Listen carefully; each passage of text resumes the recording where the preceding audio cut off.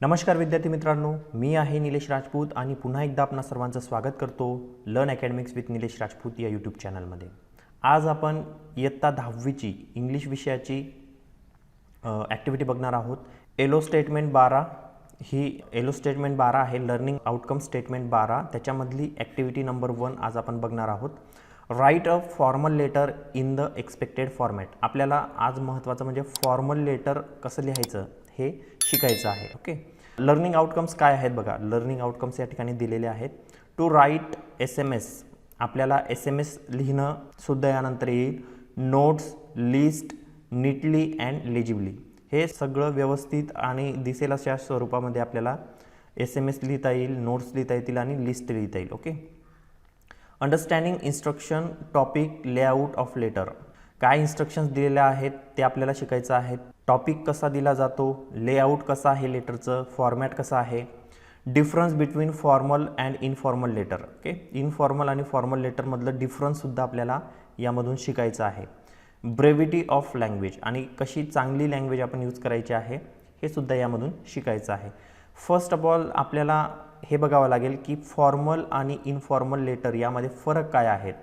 तर ह्या दोनही लेटरचा फॉर्मॅट चेंज आहे बघा, फॉर्मल आणि इनफॉर्मल। फॉर्मल म्हणजे काय, हे एक ऑफिशियल रिलेशन असतं आणि ऑफिशियल लोकांना जेव्हा आपण लेटर लिहितो ते असतात फॉर्मल।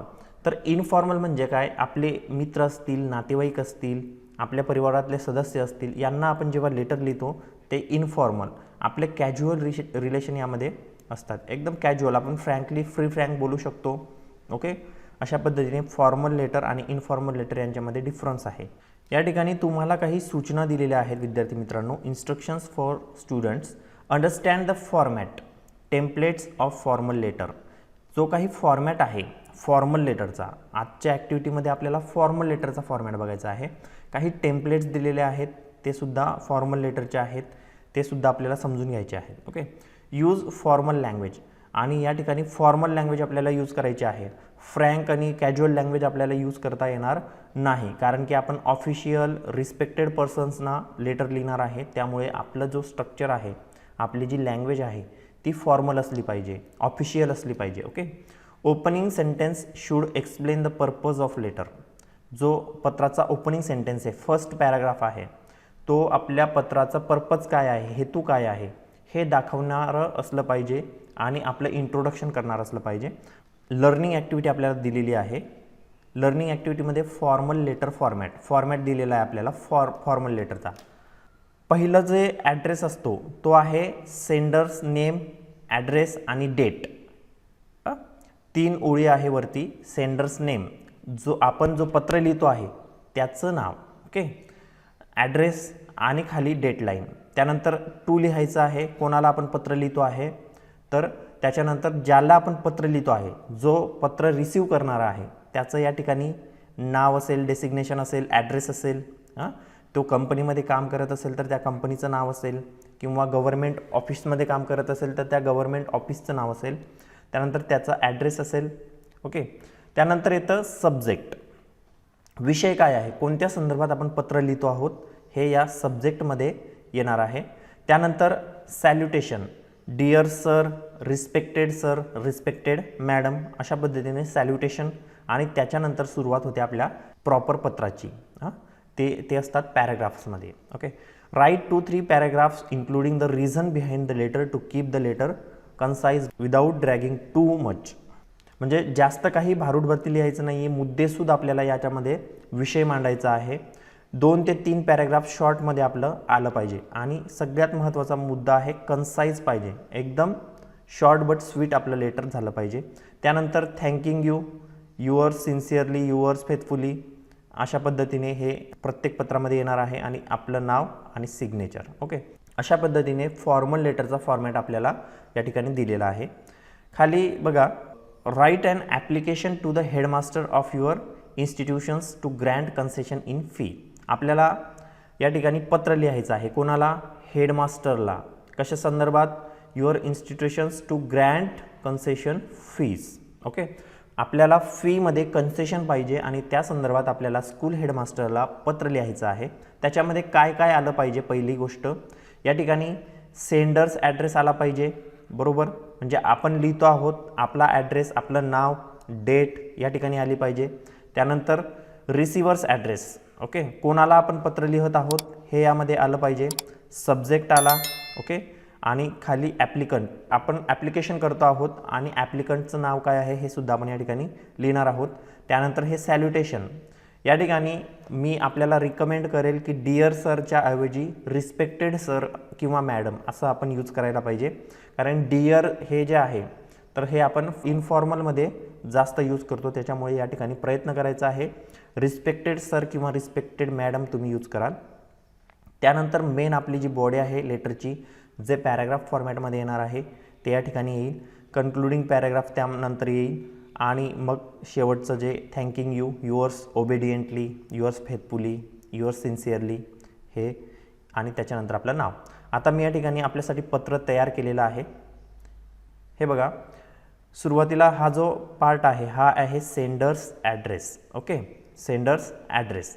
यामध्ये बघा निलेश राजपूत मी माझं नाव घेतलेलं आहे. ॲड्रेसमध्ये आपण एक आपला स्टँडर्ड ॲड्रेस तयार करून ठेवायचा. काही पत्रांमध्ये आपल्याला आपण कोण आहोत, आपलं नाव काय आहे हे सुद्धा दिलेलं असतं, त्याच्यामुळे आपल्याला स्वतःचं नाव घेता येत नाही. त्यामध्ये त्या क्वेश्चनमध्ये दिलेलंच नाव आपल्याला घेता येतं. आणि जर नसेल दिलेलं तर आपण एक आपलं स्टँडर्ड ॲड्रेस तयार करून ठेवायचा आहे आणि तोच यूज करायचा आहे. या ठिकाणी मी माझा ॲड्रेस यूज केलेला आहे. त्याच्यानंतर लगेच डेट टाकलेली आहे. डेटची लाईन महत्त्वाची आहे, खूप महत्त्वाची आहे, ही तुमच्या प्रत्येक पत्रामध्ये आलीच पाहिजे. त्यानंतर टू कोणाला पत्र लिहितो आहे आपण, the headmaster, new English school Satara, okay. त्या ठिकाणी जर स्कूलचं नावसुद्धा कधी कधी दिलं जातं किंवा आपण ज्याला पत्र लिहत आहोत रिसिवर, हे आहे रिसिवर्स ॲड्रेस, हे सुद्धा आपल्याला कधी कधी त्या पत्राच्या क्वेश्चनमध्ये दिलं जातं. त्यानंतर सब्जेक्ट या ठिकाणी आलेला आहे application for concession in fees. Applicant कोण आहे तर निलेश राजपूत 10th A. आपल्याला आता फीमध्ये कन्सेशन पाहिजे, मग आपण शाळेमध्ये शिकतो आहोत त्यामुळे आपल्याला आपलं नाव आणि वर्ग इयत्ता टाकायला पाहिजे. त्यानंतर सॅल्युटेशन बघा, respected sir, okay. I hope तुम्ही रिस्पेक्टेडच वापरायला पाहिजे, okay. I am Nilesh Rajput studying in our well non reputed school in class 10th division A, okay. आपलं इंट्रोडक्शन शॉर्टमध्ये करून दिलं, okay. I am from middle class family, my parents works as labours in the field. My parents work as a labour in the field. शेतामध्ये माझे आईवडील मजुरी करतात. This year because of COVID-19 we are facing some economical consequences. आता आपल्याला फीमध्ये concession पाहिजे, त्या संदर्भात आपल्याला काहीतरी बॅकग्राऊंड द्यावं लागेल की माझी परिस्थिती अशी आहे किंवा काहीतरी आपण काहीतरी प्रॉब्लेममध्ये आहोत, अशा पद्धतीचा बॅकग्राऊंड क्रिएट करावा लागेल. त्यासाठी मी या ठिकाणी COVID-19 आणि लेबर म्हणून काम करतात हे यूज केलेलं आहे. This letter is with humble request to you, please grant me concession in fee so that I can continue my study. तुम्ही मला माझी हंबल रिक्वेस्ट आहे आणि तुम्ही माझी जर ग्रँट कंप्लीट केली तर मी पुढचा स्टडी कंटिन्यू करू शकतो, ओके.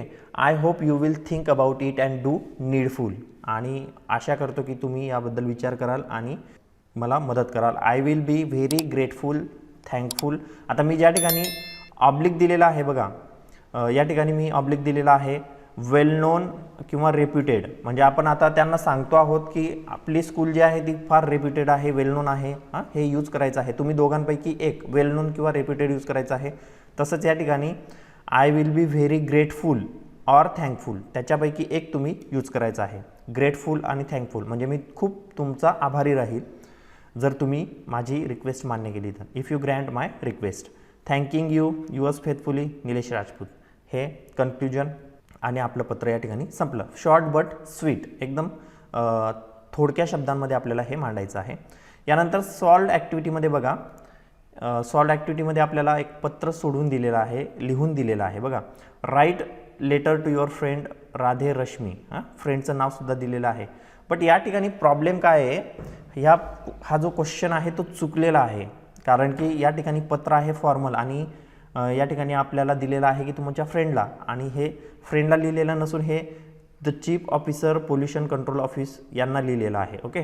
सो सब्जेक्ट क्वेश्चन यांचा चुकलेला आहे. बट ॲन्सर बघा, राधे जाधव हे त्यांचं नाव आहे, हे ॲड्रेस आला. डेटलाईन महत्त्वाची आहे. आता या ठिकाणी कोणाला लिहिले आहे, सेंडर्स रिसिवर्स ॲड्रेस या ठिकाणी आला आहे. सब्जेक्ट यानंतर आला आहे. आपण सुटसुटीत लिहायचं आहे, जसं मी वरती तुम्हाला बनवून दिलेलं आहे त्या पद्धतीने तुम्ही सुटसुटीत व्यवस्थित लिहायचं आहे. Campaign for celebrating Diwali without crackers, फटाक्यांशिवाय दिवाळी सेलिब्रेट करण्यासाठी कॅम्पेन घ्यायचं आहे, त्यासाठी हे पत्र आहे. Dear sir, this letter is with a humble request to organise and awareness campaign among the general public for celebrating Diwali festival without crackers in order to stop air pollution. Air pollution थांबवण्यासाठी एक request केलेली आहे की आपण काय करायला पाहिजे, पब्लिकमध्ये awareness rise करण्यासाठी आपण एक कॅम्पेन घ्यायला पाहिजे. Okay, we need to make general public aware that celebrating Diwali without crackers does not ruin the festival of lights. हा फेस्टिवल ऑफ लाईट्स आहे आणि हा क्रॅकर्सशिवाय आपण जर दिवाळी साजरी केली तरी त्याच्यात काही तोटा होणार नाही. It will actually spare citizens from lethal doses of toxic substances that are not measured in routine pollution checks such as mercury, lead and aluminium. म्हणजे हे जे आहेत हे लिथल आहे. लिथल म्हणजे काय, प्राणघातक असे टॉक्सिक सबस्टन्सेस असतात ना. भरपूर सारे फटाक्यांमध्ये टॉक्सिक सबस्टन्सेस असतात आणि ते डेली रुटीनमध्ये चेक करता येत नाही. खूप सारं पोल्युशन होतं, जसं की त्याच्यामध्ये मर्क्युरी असतो, पारा असतो, लीड असतं, ॲल्युमिनियम असतात. ओके, आणि हे आपल्या शरीरासाठी खूप घातक आहेत.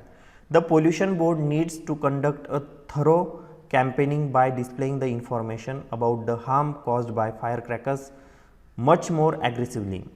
हे पोल्युशन बोर्डला गरज आहे कशाची, की एक कॅम्पेन घ्यायची आणि पब्लिकला दाखवून देण्याची की याच्यामुळे काय काय कॉजेस होतात, किती डेंजर हे आहे.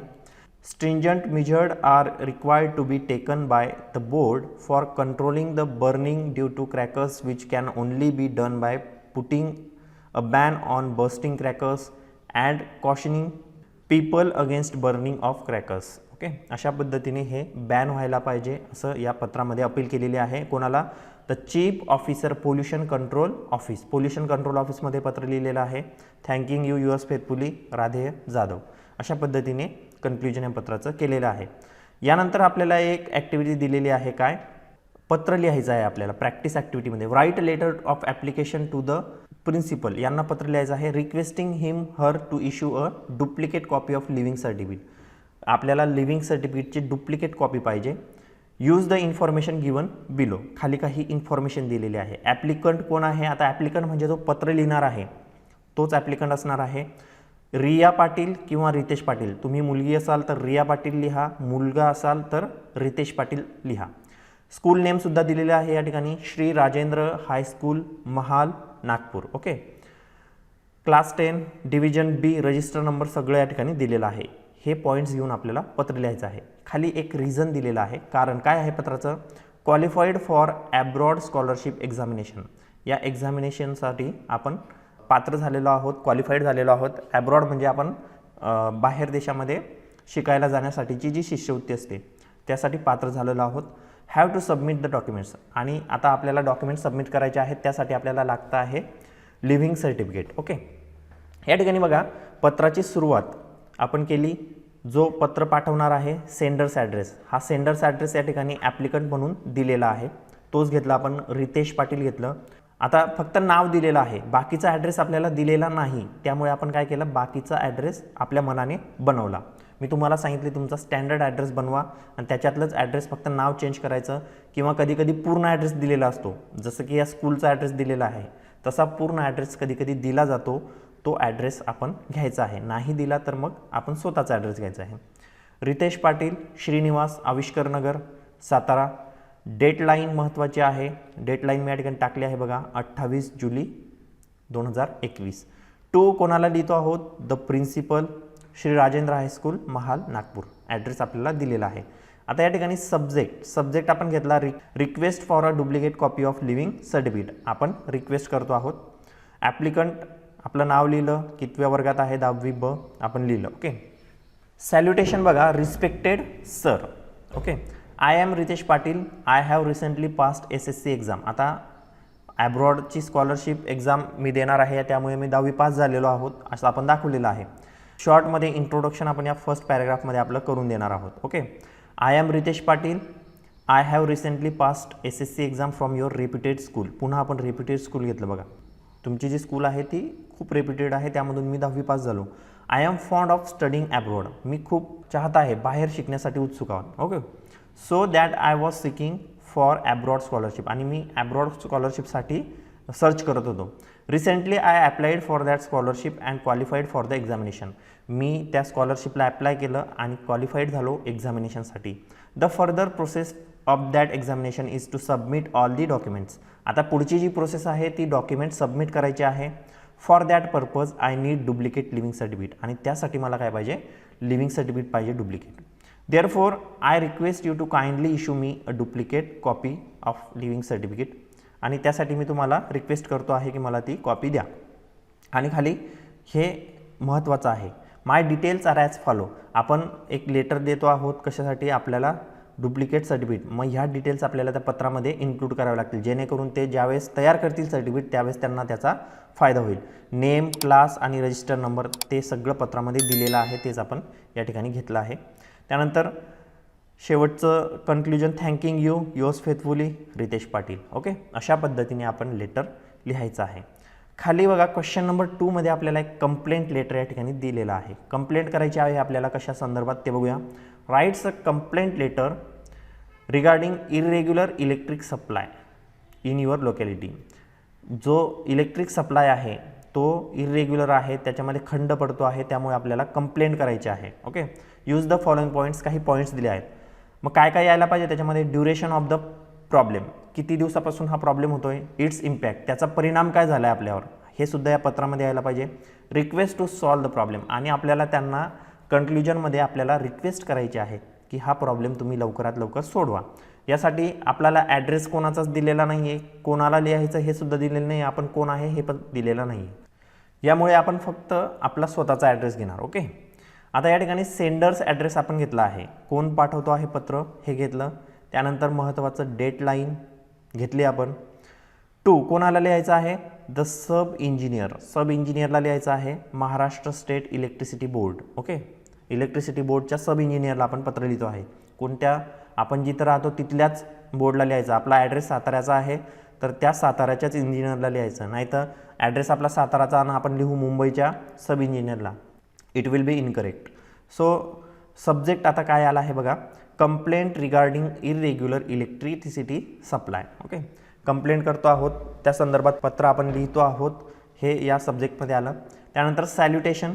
Respected sir, this is to bring to your notice that since last 15 days there are growing instances of power failure of long duration in our locality. हे बघा, सिन्स लास्ट 15 days आपल्याला period आला प्रॉब्लेमचा, जो प्रश्नामध्ये सांगितलेला होता. मागच्या 15 दिवसापासून पॉवर सप्लाय खूप इरेग्युलर झालेला आहे आणि असे इन्स्टन्सेस वाढत आहेत हे सुद्धा आपण सांगितलं. दिस इज द एक्झामिनेशन पिरियड. आणि त्याचा इम्पॅक्ट आता काय होतो आहे हे आपण या पॅराग्राफमध्ये कव्हर करतो आहोत. हा पिरियड जो आहे तो एक्झामिनेशनचा पिरियड आहे. In our locality there are many students who are preparing for their board exams. आणि भरपूर सारे स्टुडंट्स आमच्या एरियामध्ये राहतात आणि ते बोर्ड एक्झामसाठी प्रिपेरेशन करत आहात. But irregular power supply is causing disturbance in their studies. Power सप्लायमध्ये जी इरेग्युलरिटी आहे ते काय करत आहेत, त्यांना प्रॉब्लेम क्रिएट करत आहेत, डिस्टर्बन्सेस क्रिएट करत आहेत. त्याच्यामुळे काय करा, यू आर रिक्वेस्टेड. आता आपण काय करतो आहोत, रिक्वेस्ट करतो आहोत लास्ट पॅराग्राफमध्ये, to look into the matter and kindly send your team of experts to solve the problem at the earliest. आणि तुम्ही काय करा, या प्रॉब्लेममध्ये लक्ष घाला आणि तुमची एक्सपर्टची टीम पाठवून हा प्रॉब्लेम लवकरात लवकर सॉल्व करा. I hope my request will be granted. आणि या ठिकाणी एक आशा दाखवलेली आहे की तुम्ही माझ्या रिक्वेस्टचा विचार कराल आणि ती लवकर सोडवली जाईल. थँकिंग यू युअर्स फेथफुली किंवा युअर्स ओबिडियंटली, काहीही तुम्ही लिहू शकतात, निलेश राजपूत. अशा पद्धतीने आपल्याला पत्र लिहायचं आहे. त्यानंतर अगेन आपल्याला क्वेश्चन नंबर 3 मध्ये कंप्लेंट लेटर दिलेला आहे. To authority about prolonged road repair. Prolonged road repair म्हणजे काय, की रोड रिपेअरिंग चालू आहे पण ते खूप लांबलं गेलेलं आहे. ओके. त्या दिलेल्या कालावधीमध्ये झालेलं नाही आहे आणि ते खूप लांबलं आहे आणि ते लवकर संपवा, या संदर्भात आपल्याला पत्र लिहायचं आहे. बघा, पत्र कोणाला लिहायचं आहे हे दिलेलं आहे आपल्याला. Write a letter to the chief executive office municipal corporation Aurangabad, औरंगाबादच्या म्युनिसिपल कॉर्पोरेशनच्या चीफ एक्झिक्युटिव्ह ऑफिसर यांना आपल्याला पत्र लिहायचं आहे. Complaint about the inconvenience caused bye प्रोलॉंग्ड road repair work going on your area. आपल्या एरियामध्ये ज्या रोडचं काम चालू आहे ते खूप लांबलं आहे आणि त्याच्यामुळे भरपूर सारे प्रॉब्लेम्स आपल्याला होत आहेत, हे आपल्याला सांगायचं आहे त्यांना. बघा या ठिकाणी sender's address as it is मी लिहिलेला आहे. सेंडरचा ॲड्रेस दिलेला नाही, फक्त रिसिव्हर्सचा ॲड्रेस आपल्याला या ठिकाणी दिलेला आहे. ओके, सो मी माझा ॲड्रेस घेतला आणि औरंगाबाद, आता या ठिकाणी आपल्याला म्युनिसिपल कॉर्पोरेशन औरंगाबाद यांना पत्र लिहायचं आहे. म्हणजे आपण औरंगाबादमध्येच राहतो हे कन्सिडर करायचं आहे आणि आपल्या औरंगाबादचा ॲड्रेस आपण टाकायचा आहे. त्यानंतर डेटलाईन आपण घेतली.